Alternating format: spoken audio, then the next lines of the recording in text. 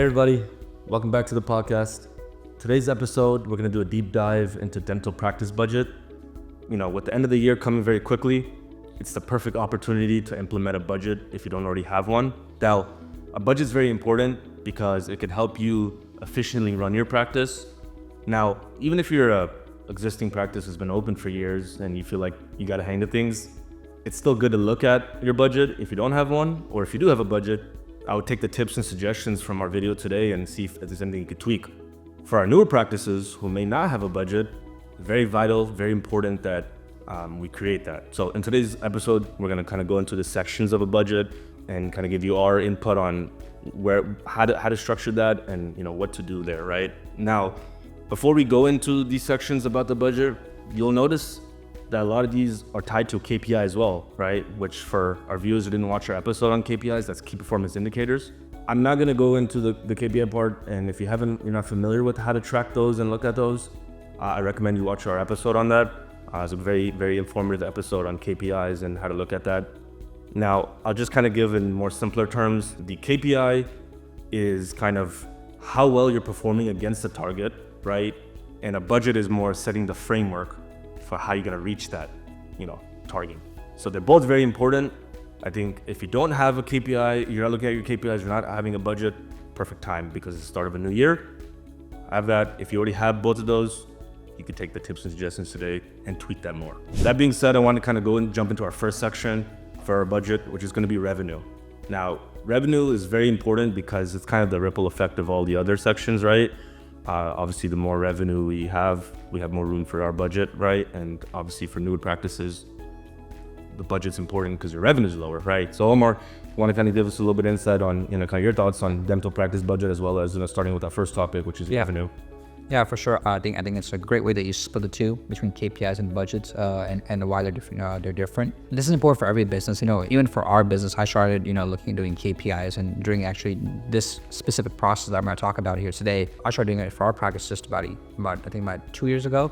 And it was a game changer because then I knew ahead of time, okay, how many associates I need to hire, how many new clients are going to be servicing, which services are going to be doing, what support staff that team needs. And when you actually have that in writing and you actually know, okay, these are the positions that I need, this is what I want to be spending on supplies, this is what I'm going to be spending on infrastructure. And you actually get into the gritty of the fact that, okay, this position, I'm not going to need it now, but I'm going to need it in June. It just provides you so much clarity because then you kind of know where you're going. I don't need a new position right now. I'm expecting this pickup to happen. I have enough, capacity to manage this up until June. In June, I'm expecting the fact that we're going to get to a point where we're going to have to hire, right? So I started looking in March, right? Even with myself as, having done business all my life and having run this firm for over 11 years, I myself only started doing this 2 years ago. So this is a very foreign language because when you're in the business of running a practice, you're not thinking budgets and KPIs. You're just trying to put out the next fire, right? But the difference between the top tier practices, the top tier entrepreneurs, and the rest of everyone else is that small differential. The small things that you do. When you talk about in sports, it's not the fact that, okay, what are the big things that you do? Everyone does the big things, but the small things that you do. So setting up a budget is one of those small things that differentiate, excellence to versus average, right?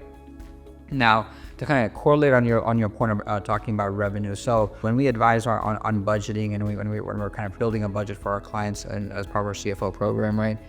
We're doing what's called zero-based budgeting. Okay, so what is zero-based budgeting? And that's a fancy word for the fact that I take a clean sheet of paper and I say, okay, let's build what the financial statement would look like 12 months from now based off of how much I expect there to be in collections, right? And so what do we take into account for that? That's where the doctor always step in and say, okay, well, I'm going to be doing X amount of more complex cases next year because I want to kind of, simmer down on some of the general work, right? I'm going to be bringing on an associate. We're going to be making changes to our fee schedule. We might be taking a portion of our fees and doing fee for service and instead of doing insurance, all of insurance, right? So we can get higher dollars for each procedure, right? So all those different things that come into play, that comes from the doctor's knowledge. But based off of that, we have conversations back and forth to come up with a revenue number, collection number, right? When you know how much you're collecting or producing for next year, right? Then you kind of know, okay, well, what do I need below the line as in, associates, lab, supplies, all that stuff we're gonna talk about. But you start with zero-based budgeting means the fact that you're starting with a clean sheet of paper and you're starting with your foundation of your house, right? You're first putting in the cement, right? And the foundation. The foundation of your house is what are you projecting as far as collections to go? And the big question that you should be asking yourself and any advisor should be asking you is, how are you going to get there, right? What's the story, right? Are you going to do the same kind of stuff that you did last year? Same mix? We're just going to try to service more patients because we've been doing more marketing and previous patients are going to come back for recall? Are we changing our mix? We're saying, you know what, I'm tired of doing low dollar work. We're going to focus on doing more, implants. We're going to be focused on doing more full mouth restoration cases, right? Or the fact that, you know what, we are a mature practice. We are at the maximum, that we can produce. The only way we're going to start making more money than we are now is we're going to do fee for service. Right. So those are all these key components that go into the top first aspect of budgeting, which is your collections. Right. And I think you explained it perfectly because, you start off with income, right? And then create a budget with revenue, and then you go down the line. The next thing I wanted to talk about was rent and kind of just, budgeting rent. Now, obviously we've talked about the KPIs and, and your revenue is kind of a direct correlation with that, right? But kind of tell us a little bit about rent and how our viewers should kind of budget that. Yeah, so you should be budgeting that in over a 12-month basis, because most probably in your contract you have a specific month where you're probably gonna have your annual increase, right? So budget in that, so that sometimes it's not gonna be January, sometimes it might be June, July, August, depending on when you signed your lease, right? And then if you are one of those tenants who basically pay for triple net, then take whatever number that you had last year, I would probably add a good 10% to it, 15% to it, because as we've talked about in our previous podcast, triple net is your insurance, your taxes, and all those things that are basically being paid, your shares being paid, that you're paying for that property. And taxes and property insurance across the board is significantly higher. I mean, anywhere between 20% or more higher across the board. So you will be paying more, right? So budget that into your rent number. Right. Now, another section I wanted to talk about was our supplies and our lab. Now, obviously that's a variable expense, so that's going to go up as we do more revenue, which again, we talked about revenue being that initial budget. Now, for our supplies, we're looking at anywhere from 5 to 8%. Our lab is anywhere from 10 to 15, and so we want to factor that in, because as we're looking at what our revenue should be or what we're budgeting for, in correlation to that should be our supply and lab. Yep. And so your supplies, this again goes back to how am I going to earn my money, right?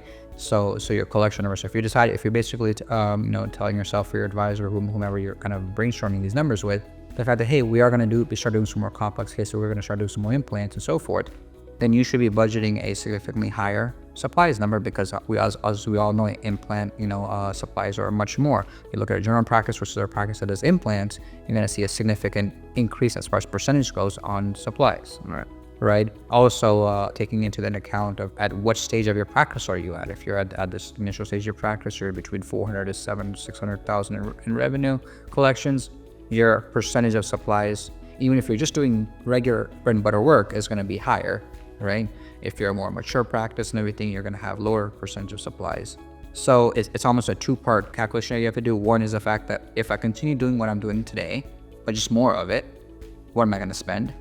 And then take that base number and basically say, on top of this, now if I start doing more expensive procedures, right, that encompass more expensive supplies like implant material, then add that on top of that. Now this is your new supply number, right? And that'll get you closer to a fairly accurate number. And then basically you can then hold, if it's your office manager or whoever is basically doing the purchasing, now you hold them to that number and say, okay, I need you to be at this number or below budget in order to get, whatever XYZ bonus. And that's how you start having a really good control of your supplies.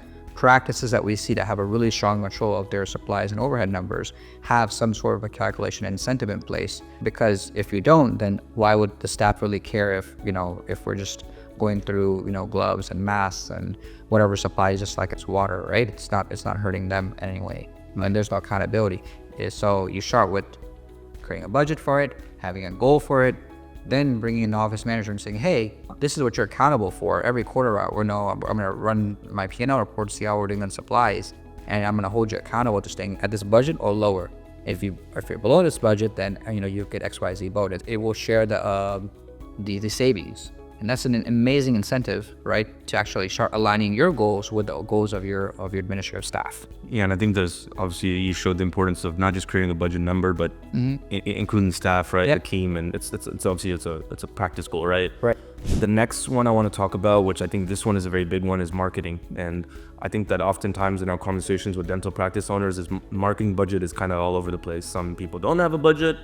Some people don't spend anything on marketing. Some people believe, hey, I don't need to spend anything on marketing, right? And again, if you've watched our KPI episode, we talk about where no matter where you stand, marketing is very important, right? So I think that's a very important budget because we often talk to clients and they're in different parts of that spectrum where they might just be spending a random number on marketing every month and again not really budgeting a certain amount, or they just don't have a budget at all. But I know we talk about marketing a lot, so yeah.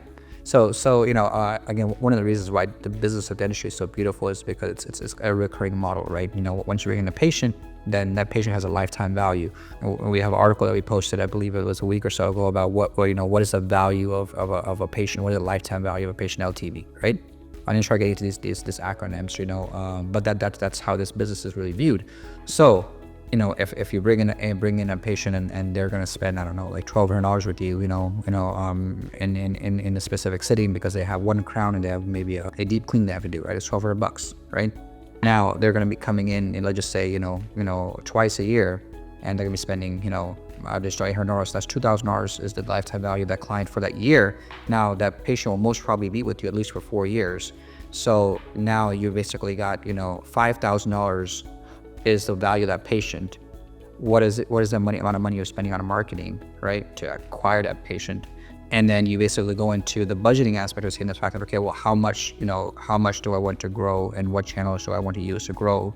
And you start building a budget around that. And if you're in the growth phase, then basically your marketing budget is going to be at the higher end or even beyond the higher end, right? Beyond the 10% number, right? But you're basically trying to build up the LTV. Right, you're just trying to get it. It's almost like basically, being in the rental business, just trying to get as many tenants into those units as possible because they're going to continue paying you rent, and they're going to at least be in that building, renting from you for at least 3 years, right? And so that's the total value of that LTV of that patient versus how much did you spend. And so when you start actually looking at those numbers, this is why dentistry is so beautiful, and that's why private equity is going into it like crazy, right? Because when you start looking at those numbers and say, okay, man, if I get 25 new patients a month, right? And the LTV of each patient, let's just say on the low end, is $1,000, right? That's $25,000 of new recurring revenue, right? And getting, on an annual basis. But each patient is going to be with you at least 3 to 4 years. If you're providing good service and so forth, it's in network or whatever, that's $100,000 of value that we've acquired. Right. For what? For $3,000 to $4,000. And that's the argument that we try to have with dentists, is try to understand that LTV calculation. So when we're looking at something and saying, oh, it's too expensive, we don't or the money isn't there yet. We'll look at the ROI on that. Now you go buy a Tesla stock, and you get a 10%, 8% return on that maybe, right, in the media market. This is giving you a 400% ROI, right? So really focus on the marketing, but understand what is my budget, and where am I trying to get to, and what cycle within that bell curve am I at in the practice, right? But you never turn it off because you want to continue to have your name in your area and be known for it. Yeah, and I wanted to kind of highlight how you said 10%, is kind of for that marketing aspect. Obviously, maybe a newer practice might budget a little bit more, right? But in that area, so yeah, I wanted to highlight that 10% figure. The next topic I want to kind of get into in section I want to get into is general and administrative. So kind of things like owner discretional stuff, CE, subscriptions. That obviously can, change just depending on the owner. But I do think we always tell you want to budget a certain amount for things like CE and things that could help you, be more profitable and do, bigger cases like Omar was mentioning earlier with implants. Yeah, things like that. So on the G&A side and everything, I mean, that's a bit more easier to budget for because, you have your normal spend, what you're going to be, your software fees and your open dental and all that good stuff and everything, right? And your break room supplies and so forth. That's going to stay linear. And then you basically, add in additional for any additional stuff that you're going to be doing. If you're going to be taking, additional CE courses to be able to add additional procedures to your practice or so forth, right? And that's kind of a more easier number to go with. It is, again, it's typically will stay linear along with any one-offs that you have. Mm-hmm. And it's just, again, it's important to have that budget and just kind of look out for that, because that number could change, but have a budget around that. Now, the last section I want to talk about, which Omar, you kind of mentioned a little bit about earlier, is payroll. And so as we're budgeting our revenue and we're wanting to have more revenue, obviously we're going to, need a bigger staff potentially. And so like Omar mentioned, you want to first obviously budget with the current staff, right? But if you're looking to, double your revenue and increase your revenue, you'll need extra team members. And so you want to budget in the future that, eventually I'll need another team member, so I'll have another cost. And it's important to, forecast that. And like you mentioned earlier about, thinking about those things when you're budgeting. But tell us a little bit about payroll and how you do that. Yeah, so when I look at payroll, like, the first thing, obviously, because payroll is so heavily tied to collections, the first thing, we want to ask the client is the fact that what are you trying to achieve? Are you trying to basically build this be a lifestyle practice? Are you trying to basically grow it because it's not, it's a new practice, it's young, or it's underperforming? You're trying to grow it to a point where, hey, I want to be able to, make whatever, X amount of money to be able to sort of take home.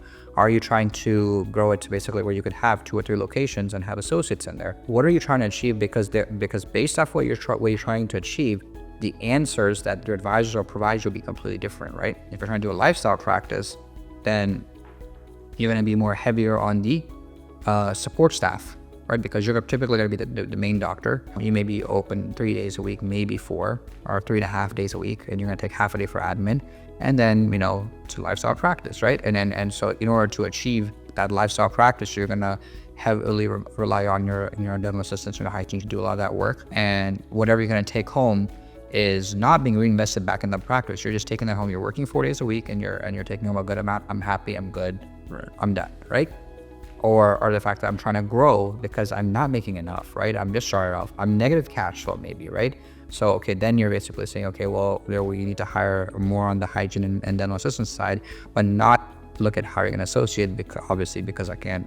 I don't. Even with the growth I'm expecting, I'm not gonna be able to afford one. Right? What's my number? I need to get $1 million in production, right? For myself before I feel the fact that I can really, start leveraging other associates, right? Or I'm gonna go. I want to go into a growth phase because I'm trying to do tax saving strategies. So I want to basically open a new office, every 2 years.